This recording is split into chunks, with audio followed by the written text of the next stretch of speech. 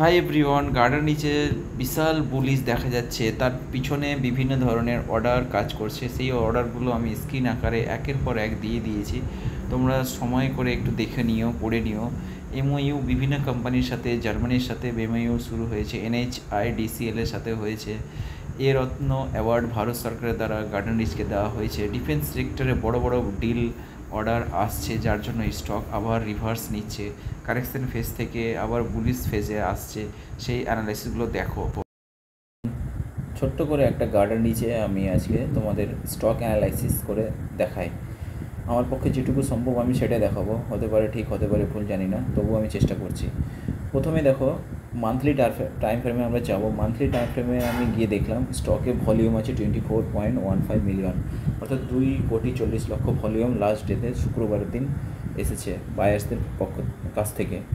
তো দেখো স্টকটা কী করেছে। প্রথমে দেখো এইখানে থেকে একটা স্ট্রং বুলিশ হয়েছে স্টকটা, তোমার এইসব জায়গা থেকে স্ট্রং বুলিশ হয়েছে।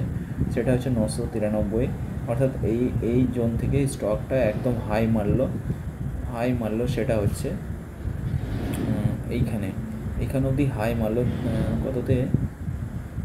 2,829 অবধি হাই মারলো। অর্থাৎ এইখানে লাস্ট হাই মারার পর স্টকটা আবার কারেকশানে আসলো। সেই কারেকশানে বিশাল কারেকশান, মানে বলা যায় না এত কারেকশান, এত বড় কারেকশানে এসছে। দেখি যে কতটা কারেকশানে এসছে। যদি আমি স্কেল দিয়ে এই কারেকশানটা ধরি, তাহলে কারেকশানটা দেখা যাবে আমার মোটামুটি 40.21%, অর্থাৎ 40% কারেকশানে স্টকটা এসছে। 40% কারেকশানের পর স্টকটা আবার উপরের দিকে ওঠার চেষ্টা করছে।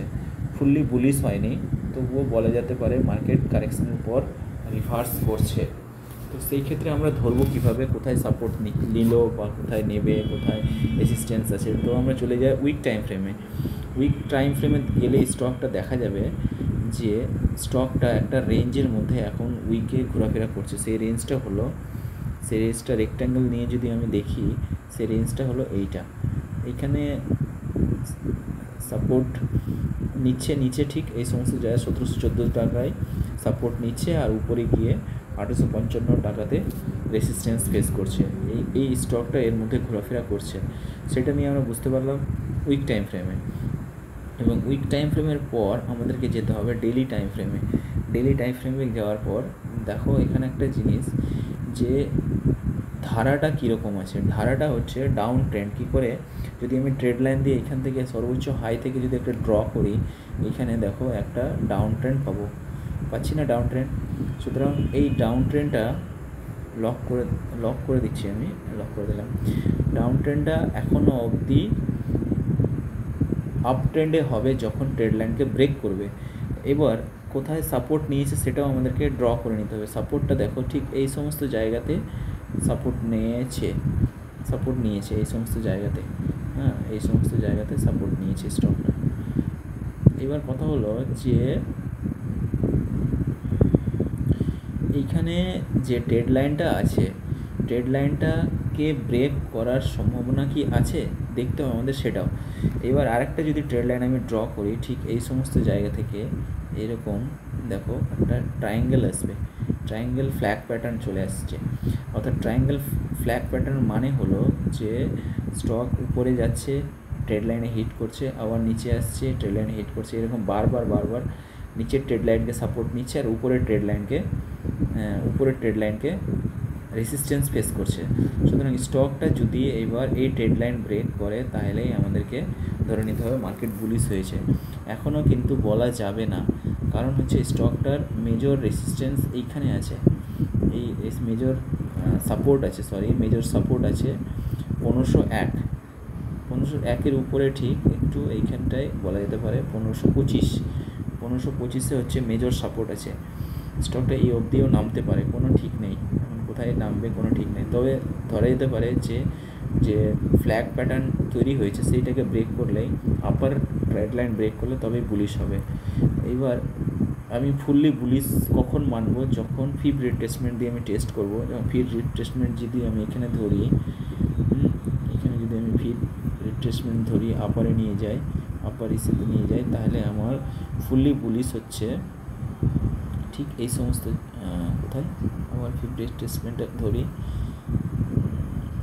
ধরলাম, ফিফটি রিট্রেসমেন্ট ধরে উপরে শো করলাম, দিয়ে আমার 6.6 গিয়ে আমার হচ্ছে পুরো বুলিশ, অর্থাৎ আমার 2100 আশপাশে সেখানে আমার হবে, অর্থাৎ এইখানে যদি আমি ট্রেড লাইন ড্র করি 6-এ, ঠিক এইখানে অর্থাৎ 2122 টাকাতে আমার ফুল বুলিশ হবে। সেই সময় কোনো রিস্ক থাকবে না স্টকে। 2122-এর প্রাইসের উপরে যদি চলে যায় তখন আমার কোনো রিস্ক থাকবে না। এটাই হচ্ছে ফিফটি রিট্রেসমেন্ট থেকে আমরা বুঝতে পারলাম। নেক্সট আমাকে দেখে নিতে হবে 2-3টে জিনিস, সেটা হচ্ছে ছোট টাইম ফ্রেমে, অর্থাৎ 1 আওয়ারে। 1 আওয়ারে দেখো কী অবস্থায় আছে।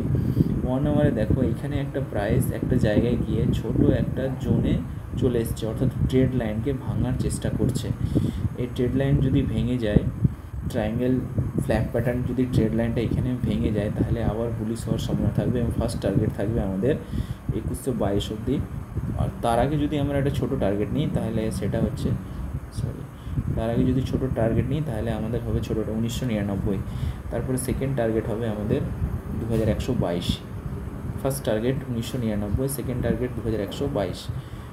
দেখো এইখানে একটা জিনিস লক্ষ্য করো, 1 আওয়ার টাইম ফ্রেমে প্রাইসটা ছোট একটা জায়গাতে চলে এসছে, অর্থাৎ যদি আমি বক্স তৈরি করি রেক্ট্যাঙ্গেল বক্স, তাহলে এইখান থেকে শুরু করে এইখানে অবধি দেখো একটা প্রাইস একটা রেঞ্জের মধ্যে চলে এসছে, অর্থাৎ আপার রেক্ট্যাঙ্গেলে রেসিস্ট্যান্স ফেস করছে না, লোয়ার রেক্ট্যাঙ্গেল সাপোর্ট নিচ্ছে, এই রেঞ্জের মধ্যে ঘোরাফেরা করছে।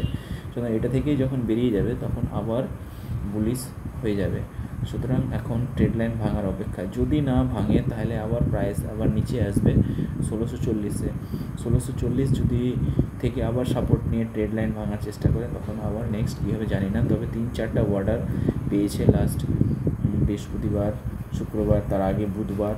হ্যাঁ, এই অর্ডারগুলো আমি দিয়ে দেবো, তাই জন্য স্টকে প্রচুর কেনাকাটা হয়েছে এবং জার্মানি থেকে অর্ডার পেয়েছে এবং জিআরএসিকে সম্মানেও দেওয়া হয়েছে, এই ক্যাটাগরিতে নিয়ে যাওয়া হয়েছে, তাই জন্য স্টকে ভালো মুভ আসছে। হতে পারে আগামী দিনে এই ট্রেড লাইন ব্রেক হয়ে যাবে সোমবারের দিন যদি ট্রেড লাইন ব্রেক হয়ে যায় তাহলে আমরা 2122 লেভেলকে দেখতে পাবো। তার আগে আমরা এই লেভেলটাকেও দেখতে পাবো, অর্থাৎ 2000 লেভেলটা আমরা দেখতে পাবো।